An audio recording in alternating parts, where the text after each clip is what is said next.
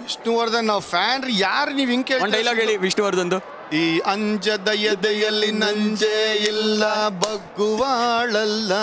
ನಿಮ್ಗೆ ಮಾಡಿಸ್ದಂಗಿದೆ ಆ ಲೈನು.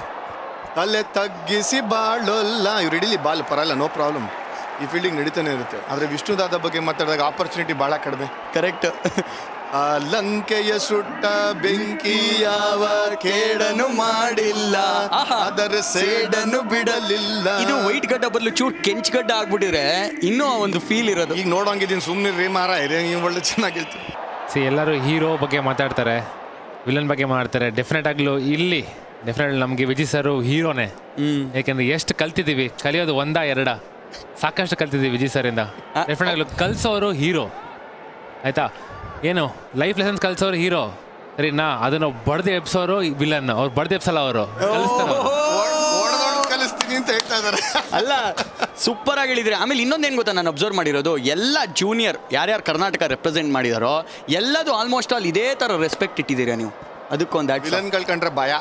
ವಿಷ್ಣುದಾದ ವಿಷಯ ಅಲ್ವಾ, ಅದಕ್ಕೆ ನೀವೇನು ಹೇಳಿ ವಿಷ್ಣುವರ್ಧನ್ನ ನೀವು ಮರೆಯೋಕ್ಕೆ ಸಾಧ್ಯನೇ ಇಲ್ಲ. ಎಂತೆಂಥ ಪಾತ್ರಗಳು ಮಾಡಿಬಿಟ್ಟಿದ್ದಾರೆ ಅವರು. ಆ ಗಂಧದ ಗುಡಿ ಮರೆಯೋಕ್ಕೆ ಸಾಧ್ಯನೇ ಇಲ್ಲ. ಅವರ ಅಭಿನಯ ನಿಮ್ಮ ರಾಮಾಚಾರಿದು ಏನಾರ ಈಗ ಹೇಳ್ತು ಅಂತಂದರೆ ಒಂಥರ ರೋಮಾಂಚನ ಆಗುವಂಥದ್ದೇ ನಿಮಗೆ. ಆಮೇಲೆ ಕೊನೆಯಲ್ಲೂ ಎಂತೆಂಥ ಪಾತ್ರ.